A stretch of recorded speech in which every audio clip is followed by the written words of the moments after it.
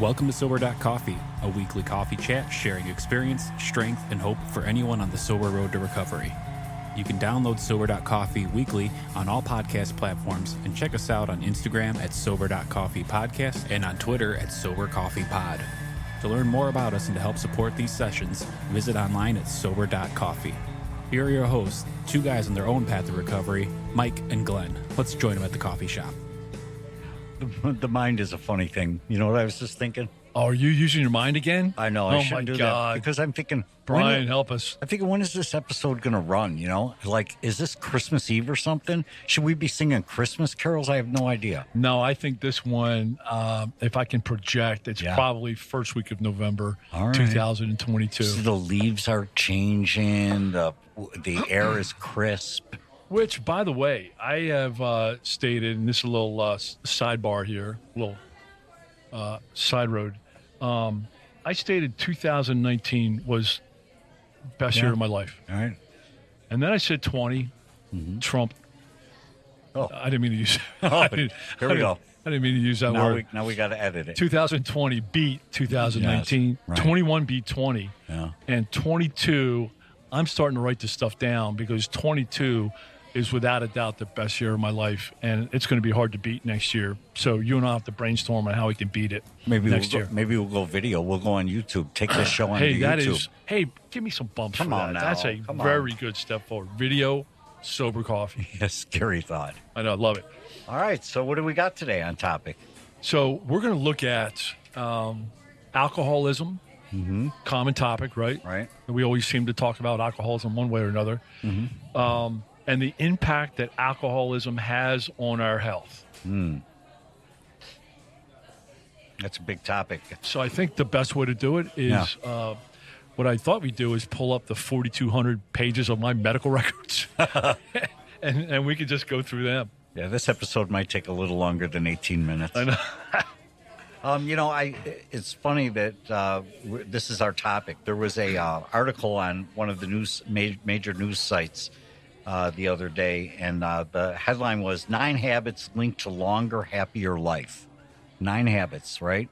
So, sure enough, I was curious. I clicked on the link, and some of them were applicable to me, some weren't. But number 5 was pay attention to mental wellness.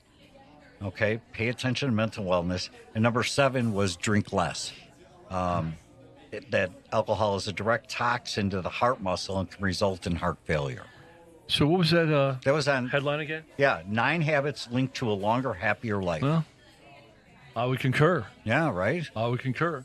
Well, I would probably take the drink less and say don't drink at all. Yeah, I mean, there's so many headlines out there. In fact, I wrote down 2. One is, and we've seen it for years, right? And medical science or medicine or science has changed, right? Just like with weight loss, one part of my life, I'm 58, so I've seen a lot of different segments up and down. One said, don't eat fats. Now, eat healthy fats. One said, watch calories. I mean, there's so many changes. It's almost like sometimes I wonder if the diet industry is creating all this stuff, right? But I remember seeing, a half a glass a day of red wine. Oh, yeah, that was supposed to be good for you. Oh, it's supposed to be really good for you. That's why 4 bottles really made me healthier. If one is good, 2 is better, That's right? But I mean, that's bullshit for me, right? I mean, I can't drink a half a glass. First of all, I mentally, physically can't drink a half a glass. I got to have, right? A cask, a Magnum, right? So that's baloney. But then I saw a recent article, which I absolutely loved, and I actually posted on social media. It said, and this is like perfect, anyone under 40 shouldn't drink any alcohol. Oh, man. First of all, what about the 41-year-olds? Oh, game on. I know. I don't get it. I mean, that's where I kind of, and I shouldn't, but I kind of laugh at all this scientific stuff, But, I mean, isn't alcohol a poison? Yes. Yes or no? Yes, it is. Okay. So, under my kitchen sink, I've got a bottle, not really, a metaphorical bottle of rat poison, right? In my mind today, it doesn't matter if it's rat poison or vodka. it treats my body the same way, my results the same way. In fact, rat poison would probably be better, right? So I shouldn't be drinking any of that stuff, right? And I'm trying to focus on health. I'm trying to lose weight. I'm trying to be healthier, eat right. And there's a lot of crap out there that I shouldn't be eating, right? Because it's not good for your body. And it has negative impacts on your health. And then you put alcohol in there, which is a poison, period. Right. Well, I'm no Richard Simmons, but, health is an important part. But health for me was lowest on my priority when I was out there indulging. I didn't care that I was putting poison in my body. Yeah, I mean, there's some scientific ways of saying, it affects your metabolism and it has a negative impact on your digestion and all that stuff. And I don't think, our objective here on our little session, our little coffee table talk, isn't to figure out the whole medical side of it. There's doctors and there's stuff out there for that, right? On how it does. But what and what I know is that there's significant medical impacts that alcoholism and alcohol consumption has on health. Well, and we know gals in the program that have paid the ultimate physical price for their alcoholism, which is the loss of a liver. And, that's the real deal. And even if you don't go to the extent of losing it, a malfunctioning liver causes problems throughout your system. I mean, it's a vital organ. Yeah, we have seen. In fact, we know some folks intimately that very close to them, right, that have gone down the liver path, and even worse than that, the death path. Yeah, sure. We have seen people die from this disease, and then some lighter ones. I just wrote a couple down. If you want to hear kind of a grocery list. Yeah. But there's gland damage, gum tooth decay, esophageal, all kinds of stuff. I've seen a guy 17 days in ICU with esophageal virus, something. Seizures, I've had those. Yeah. Gout, acid reflux, stomach ulcers, internal bleeding. Had that. External bleeding. Well, I've had that from falls. I guess that counts, right? That counts. Sleep disruption. Totally. I didn't sleep for years. Right. Falls. That created, for me, I'm kind of a big boy. When I fall, timber, stuff breaks. Right. In fact, I just had a shoulder rebuild. The doctor says, "How'd that happen?" I'm like, I don't know. You should see his face and right then now. Finally, the one one dude kept looking at me like I'm stupid, and I'm like, "Look, I used to drink heavy. I used to fall all the time." I said, "Maybe something happened then." He goes, "Yeah, maybe." Hemorrhoids. Brain. Wait, what are we going to call? What are we going to name this show now that you brought up the word hemorrhoids? I don't know. Sponsored by Preparation H. Right? That's right. What the shit? Brain. Traumatic brain injuries, liver. We talked about that. Heart disease, and then the last one is making poor mental decisions. Right. Well, which we've done by the thousands. And I think the byproduct of poor mental decisions is stress. I created a massive amount of stress in my life. I would take any scenario and make it stressful to myself. Where am I going to hide the bottle? What am I going to tell her I did now? What happens here? How do I get that deal back? How do I fulfill my grandiose, unrealistic plans? And it caused stress, and stress is the undergird to a lot of physical deterioration, right? Stress is underrated as to how it affects your overall health and life. Just think of the mental gymnastics we used to go through to manage our drinking, just the drinking, not all the crap decisions we made along. Right. It's amazing. That's just removing that. Drives peace. So let me tell you a quick story. Yeah. So, I've shared that, for many times. I used to play this game where I pick up my first drink and which hospital am I going to next.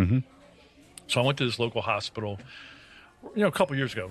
I was sober and I went to the hospital to get some blood work done. I was getting some stuff done, and so they have you log into a portal.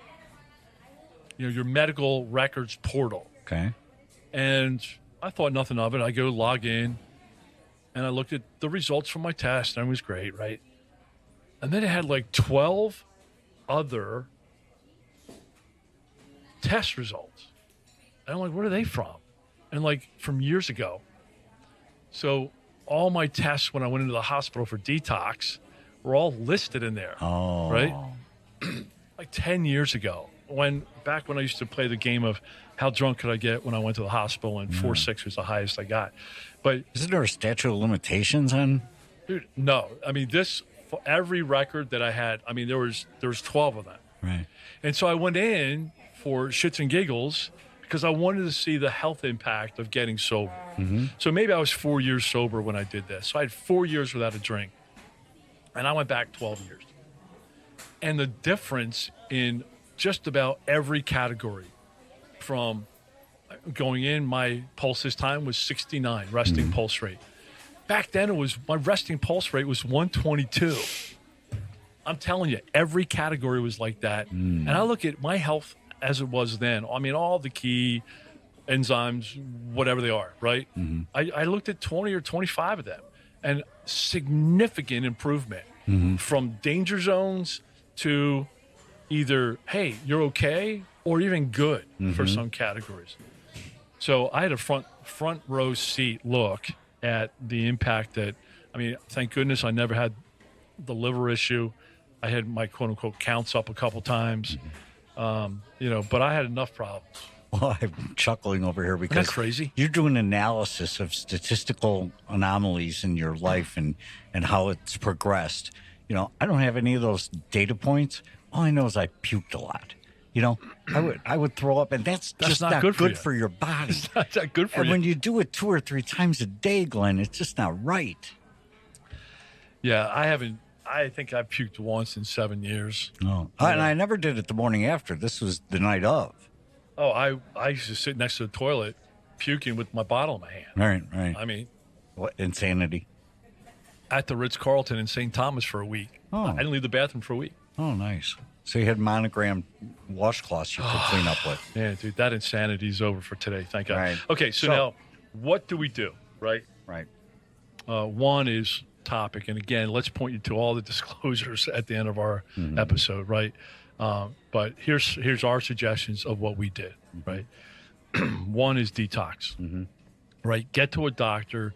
If you're having seizures, I mean, coming down from alcohol, detoxing from alcohol on your own can be dangerous. It is dangerous. I had a family member, went in for oral surgery and drank before she went in. And then they put her under the anesthesia. She stroked out.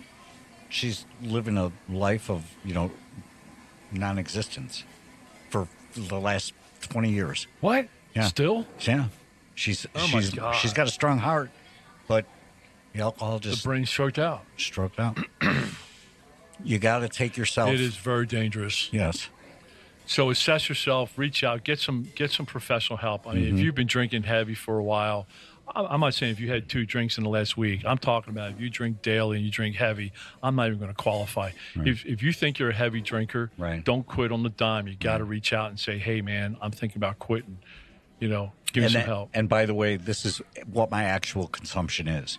Right. I went to a doctor right before. You drank 2 beers. Yeah, right. That's pretty much what I told him. And I'd come into his office drunk, telling him that I'm a social drinker. That didn't do me any good when it was time to go to rehab. Yeah. They said, seriously, what do you drink? So doctor, detox. Yes. The third one is actually honesty. Be honest with everybody, right? And then get a team. We've talked before about get somebody else involved. That day that you surrendered, Mike, you asked for help. Right. You involved your wife at that time, right? And then she jumped in and helped and got a team together, right? Right.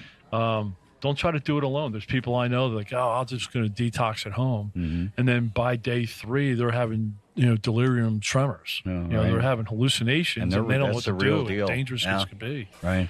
So don't do it alone. And there's just so much. I mean, yes, stopping drinking alcohol has a very positive impact on your health. Oh, totally. My body has rebounded just with my blood test example, but mentally I have rebounded. It's taken me time. Mm-hmm. I had to get all that stuff out of my system. My brain had to rewire, blah, blah, blah. How's your stress level? I have positive stress today, right? Positive stress is I'm trying to accomplish a lot of things for my purpose and my drive. I'm trying to accomplish good things. Right. So it's not chaotic.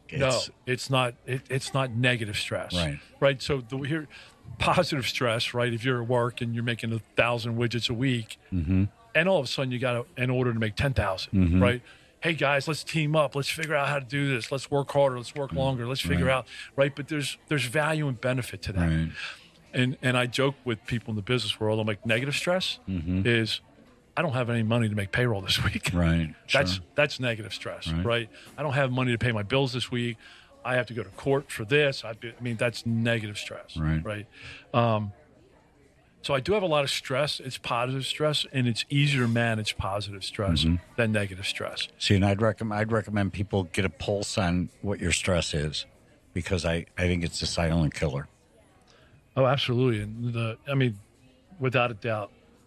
And hey, one of the things I did one of the things for me today that I recognize in early sobriety is the positive impact of good sleep. I am so selfish with my sleep right now. The house better be burning down for me to stay up past 9 o'clock. I just am. And I have my ritual, my page 86 ritual. But I have learned to take ownership for key parts of my life, and it's making a positive difference on my health. And you take lung time, which is I do take lung time. Yeah, right. I do. So it's good stuff, man. I'll tell you what, there's a lot of negative impact that drinking has on health. Thank goodness we've stopped that for today. Well, it's and you would think this is Captain Obvious stuff, but it's not. You really got to kind of take a look at it and understand what the facts are. And the facts is that alcohol consumption has a negative impact on your health. Period. End. Even when I was in heavy drinking, if people said to me, "Hey, you're really impacting your health," my ego and Superman perspective, you're wrong. Yeah. I've got this. It's not bad. I'm functioning great. And man, was I wrong. Love it. So, good stuff, man. All right, man. Let's get healthy, stay healthy, right? Get healthy, stay. Hey, you got it. Get healthy, stay healthy. All right, man. Love you. All right, brother. Take care.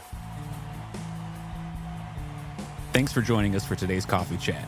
To contact the show, email us at podcast@Sober.Coffee. If you need immediate help, the AA hotline is 800-839-1686.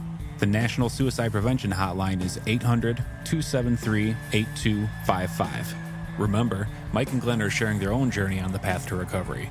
Any suggestions, medical or otherwise, are their own experiences and should not be viewed as professional advice. See you next week, and remember, there is a solution. Stay safe in the city of Chicago.